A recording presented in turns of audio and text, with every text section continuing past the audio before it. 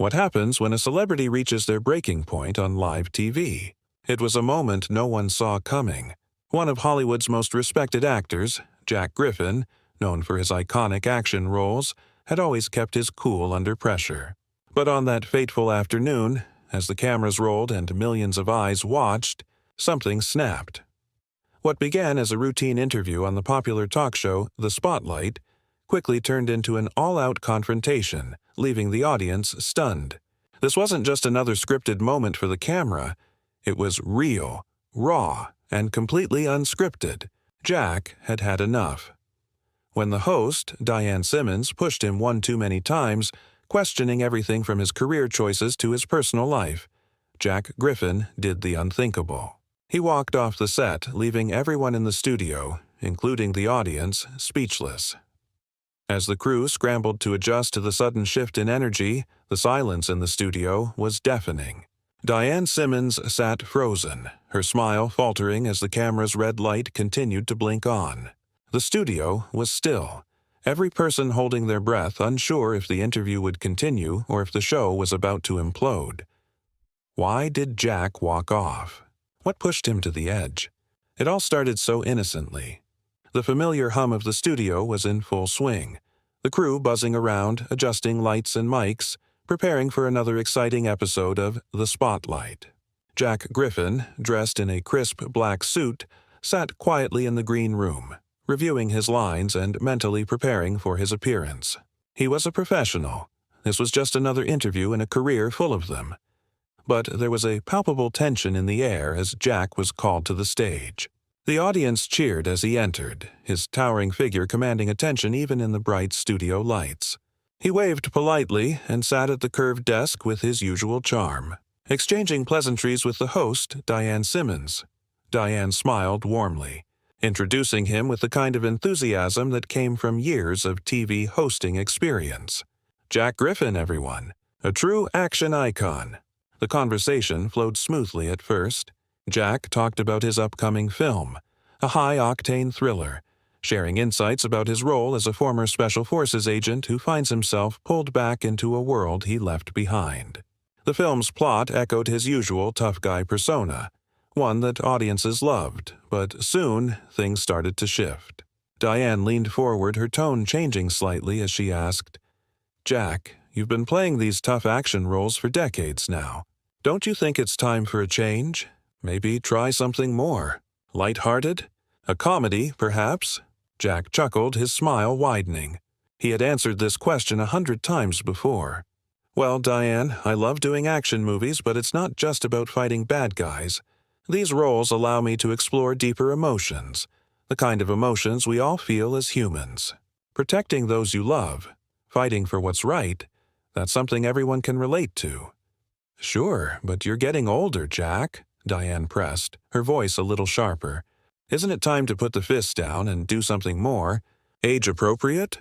The audience shifted in their seats, sensing the tension building. Jack's calm expression faltered for just a moment. He was no stranger to questions about his age, but this one felt different. It felt personal.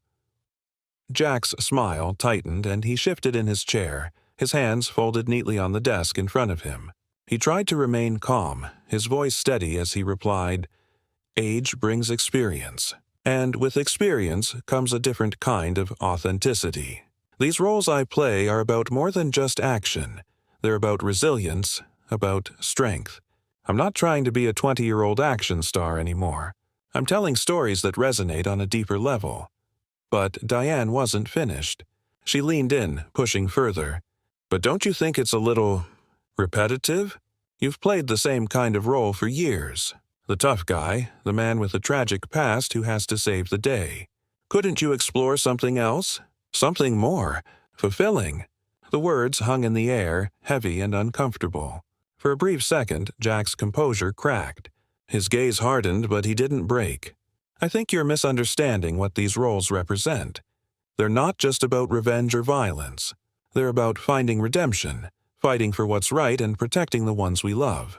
Those themes never get old. People connect with them because they're real."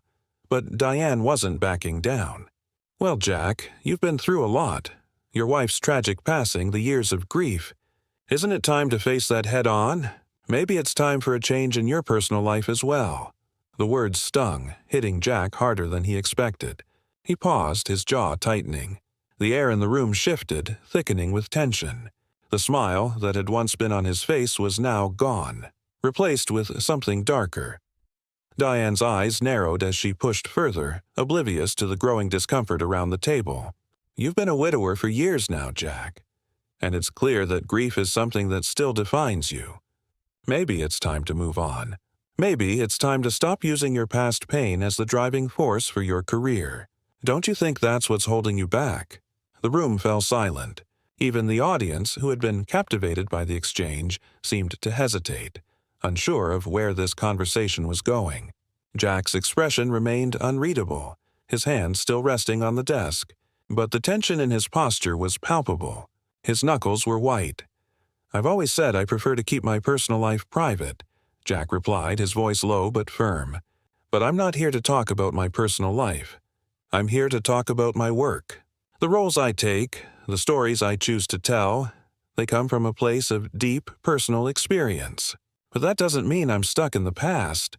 But Diane pressed again, her tone sharper now. "But that's exactly what it feels like. You're stuck in the past. Every movie, every role. It's all about revenge, about something lost. Why not try to do something different? Why not try something happy?" Jack's breath hitched slightly, the words cutting deeper than he wanted to admit. He had always kept his emotions close to the surface, but this was something else. It wasn't just about the movies. It was about the years of grief, the pain of losing the love of his life, the pain that had never truly healed. "I'm not stuck in the past, Diane," Jack finally said, his voice gaining strength, each word more deliberate than the last. "I choose these roles because they're meaningful to me.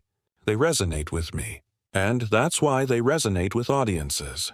I play characters who fight, not because they're angry, but because they believe in something. They fight because there's still something worth protecting. And that's not something I'll ever apologize for." But Diane wasn't done. "You're not answering the question, Jack. You keep talking about fighting and redemption. But when was the last time you played a character who was actually happy? When was the last time you did a role that didn't involve tragedy or revenge? You keep playing these broken men, these lost souls. Why not do something that's uplifting?" The question hit him like a punch. Jack paused, looking at Diane as if searching for the right words. For a moment he just stared, the silence stretching out between them. And then it came. "Because not everyone gets a happy ending, Diane," he said, his voice quieter now. "Some people have to fight to get their happy ending. Some people don't get to choose their story. They just have to live it. And if that makes my roles dark, then so be it." Diane seemed taken aback for a moment, her words hanging in the air as the studio held its breath. For the first time she faltered, but only for a split second. Then, as if sensing an opening, she pushed harder. "I understand your point, Jack," Diane said, her tone still sharp, though laced with a hint of smugness. "But let's be honest, you've built an entire career on the back of your grief. Your wife's death, the pain you've carried with you, it's practically the blueprint for every role you play. I just wonder if you're hiding behind those characters to avoid dealing with what happened." The studio went completely still. The hum of the air conditioning and the soft rustle of papers on the table were the only sounds in the room. The entire audience leaned forward, captivated by the rising tension. Even the crew, who had seen countless interviews, seemed on edge, aware that they were witnessing something bigger than just another celebrity interview. Jack's hands clenched into fists at his sides, his jaw tight. He took a deep breath, steadying himself before responding. "What you're suggesting, Diane, is that I'm using my pain for attention. But you're wrong. The roles I choose, those characters, they're more than just my grief. They're about finding purpose in the face of loss. They're about redemption, and yes, even hope. You think you're the first one to try to psychoanalyze me on national television? You're not." Diane's eyes flickered with something like triumph, but she wasn't ready to back down yet. "You've made a career out of using your personal tragedy to sell tickets, Jack, and now you want to act like it's all just a coincidence. That's the issue here. You've built this entire persona, and people love it because it's raw and real. But is it really real, or are you just selling the illusion of vulnerability? Jack's eyes narrowed, his voice dropping lower, colder. You have no idea what it's like to live through what I've been through. You don't get to judge my grief or how I choose to process it. You're not my therapist, and this isn't a therapy session. Diane, sensing the growing tension and the way the studio was watching her every move, took a moment to regroup. I'm just trying to get to the truth here, Jack. People want to know the real you, the one behind all these tough guy roles. They want to know what's driving you. The words stung, but Jack wasn't backing down. He stood up, his tall frame casting a long shadow over the desk. He placed his hands flat on the table, leaning in as he spoke, his voice quieter, but no less intense. The real me? The real me is someone who has been through hell and back. The real me is someone who lost the love of his life in a way no one should ever have to experience. The real me is someone who's had to fight every single day to move forward, even when it felt impossible. The room seemed to hold its collective breath. Even the other hosts, who had been watching the exchange with growing unease, fell silent. Whoopi Goldberg, the longtime moderator, cleared her throat, trying to bring some semblance of control back to the conversation. Let's take a breath here, everyone, she said, her voice steady but with a hint of nervousness. We're getting a little heated, but Diane wasn't finished. I'm not backing down, Whoopi. This is important. The truth is that Jack Griffin's career isn't just about action movies. It's about a man who's used his grief as a vehicle to sell his image. The sooner we acknowledge that, the better. Jack's expression hardened. He had heard enough. I'm done, Jack said simply, his voice calm but firm. This conversation has gone far enough. I came here to talk about my work, not my personal life. And if that's what you're really interested in, then this interview is over. Without another word, he stood up, gathered his things, and walked off the set, leaving the rest of the studio in stunned silence. The aftermath was immediate. The cameras continued to roll, capturing the awkward silence in the studio. Diane Simmons, usually quick with a witty remark or sharp observation, sat frozen in her chair, her face flushed with a mixture of disbelief and frustration. Whoopi Goldberg, visibly shaken, tried to salvage what little remained of the interview. Well, that was unexpected, she said, her voice uncertain. The other hosts exchanged uncomfortable glances, unsure how to handle the situation. The audience, who had been so enthralled by the conversation moments before, now seemed lost in confusion. What had just happened? It didn't take long for the internet to explode. Clips of the confrontation were shared across social media platforms, instantly going viral. Headlines like "Jack Griffin walks off live TV after interview turns personal" and "The Spotlight Showdown, host vs. Hollywood icon" flooded news feeds. Fans, celebrities, and even critics weighed in, with many applauding Jack for walking away while others took sides with Diane, claiming she was just doing her job. But in the end, one thing was clear. This was no ordinary celebrity interview, and Jack Griffin wasn't the type of man to let his grief be used as entertainment. The next morning, Jack Griffin was everywhere. News outlets, social media platforms, and talk shows were all buzzing about the now infamous interview.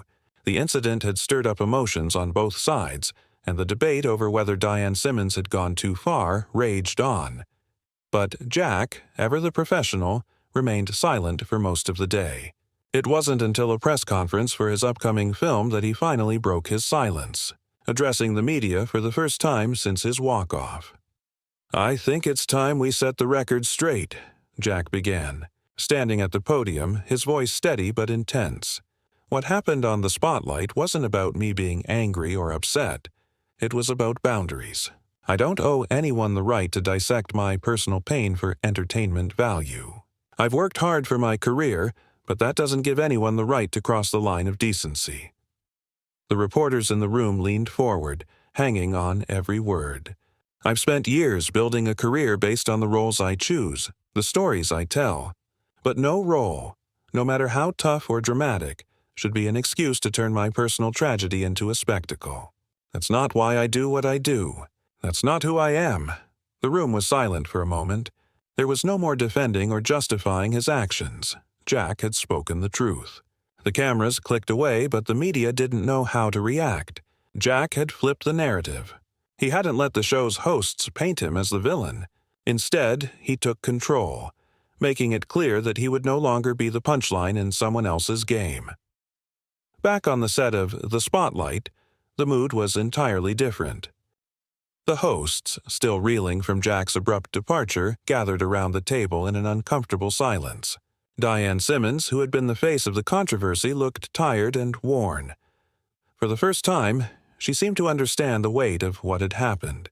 "I don't know if I went too far," she said quietly, her voice uncharacteristically subdued. "Maybe I did. But in this business, we're taught to ask the hard questions, to dig deeper. I never imagined it would go this far."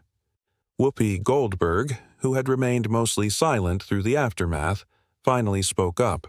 "We crossed a line. The thing is, we're human too. We're not just here to put people on trial for our own amusement. Jack Griffin is a person with real pain. And sometimes it's okay to leave that part of the story untold." The realization seemed to settle over the group, a quiet acknowledgement of the harm they'd caused. Diane, though clearly still defensive, looked like she was beginning to process the events in a new light.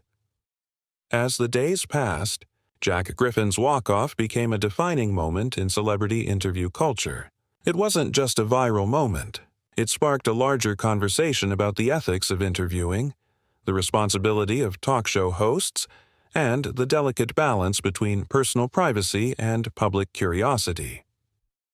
The public was divided. Some applauded Jack for standing his ground and refusing to be reduced to a punchline. Others sympathized with Diane, believing she was simply doing her job, asking tough questions in the name of journalism. But for Jack, the matter was clear. The interview had crossed a boundary, and no amount of media attention could change that. He didn't need to explain himself any further. His actions spoke louder than words ever could. As the media frenzy began to die down, Jack resumed his promotional tour, but there was a noticeable shift in how he was treated.